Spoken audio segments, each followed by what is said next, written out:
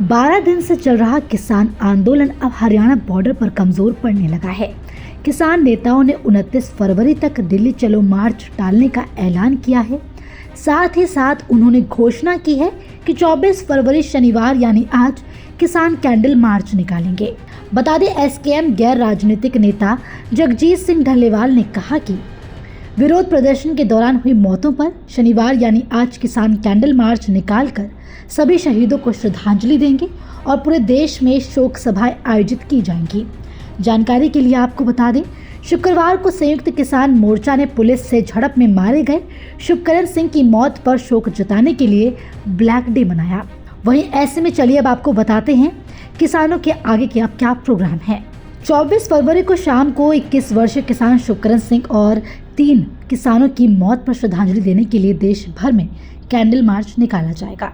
25 फरवरी को शंभू और खनौरी बॉर्डर पर किसानों को विश्व व्यापार संगठन की नीतियों से अवगत कराया जाएगा।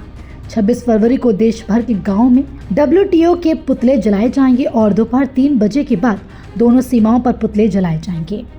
27 फरवरी एसकेएम गैर राजनीतिक की राष्ट्र समिति और किसान मजदूर संघ समिति की दोनों सीमाओं पर बैठक होगी और अगले दिन उनकी संयुक्त बैठक होगी। वहीं ऐसे में किसान नेता सरवन सिंह पंढेर का किसानों के प्रोग्राम और आगे के कदम पर क्या कुछ कहना है, आइए आपको सुनवाते हैं।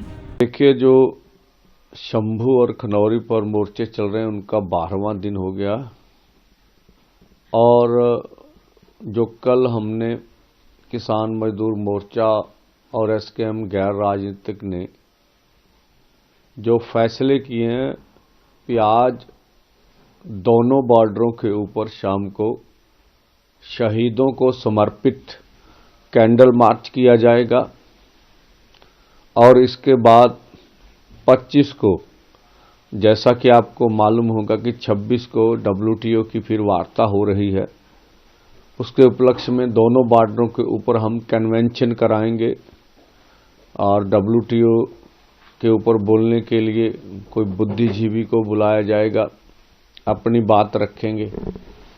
26 को और सुबह देश भर के पूरे गांव में हम WTO, कॉरपोरेट घराने और सरकारों के अर्थियां जलाएंगे और शाम दोपहर बाद दोनों जो बॉर्डर्स हैं उनके ऊपर 20 फुट से ऊपर के जो पुतले बनाएंगे और वहां दहन किए जाएंगे पुतले।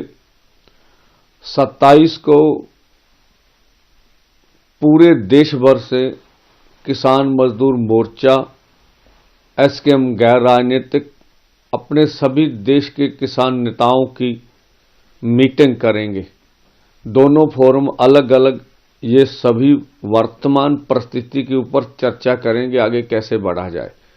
और 28 फरवरी को दोनों फोरम बैठकर जो भी उन्होंने विचार विमर्श किया का साझा विमर्श करेंगे और 29 को जाकर इसका जो फैसला किया जाएगा कि आगे का निर्णय क्या होगा। ये जो दोनों फोरमों ने अपनी बात की थी। जो अब हम देख रहे हैं, जो परिस्थितियां पंजाब और हरियाणा में खास करके दिल्ली में बनी हुई हैं, ये बहुत गंभीर है। पंजाब की अर्थव्यवस्था के ऊपर बहुत बुरे प्रभाव पड़ रहे हैं। जिस तरह से केंद्र ने सड़कें जाम की हैं, केंद्र हाईवे जाम कर बैठा हुआ, किसान तो आगे जाना चाहते, इसका जवाब मांगना चाहिए। और जिस तरह से 50,000 से ऊपर अर्धसैनिक फोर्स पूरे हरियाणा में डिप्लॉयड किए गए हैं और पूरी तरह जिस तरह से दहशतगर्दी की जा रही है सरकार की ओर से, ये निंदनीय है, यह दुर्भाग्यपूर्ण है। जिस तरह से हरियाणा को पूरा कर्फ्यू में कन्वर्ट किया गया है। जानकारी के लिए आपको बता दें, शुक्रवार को पीएम मोदी ने किसानों को आश्वस्त कराते हुए कहा कि किसान और पशुपालक हमेशा से बीजेपी सरकार की सबसे बड़ी प्राथमिकता रहा है। हमने गन्ने का मूल्य बढ़ाया है।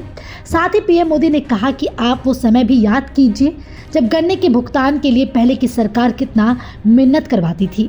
अब किसानों के बकाये का भी भुगतान हो रहा है। फसलों के दाम भी बढ़ाए जा रहे हैं।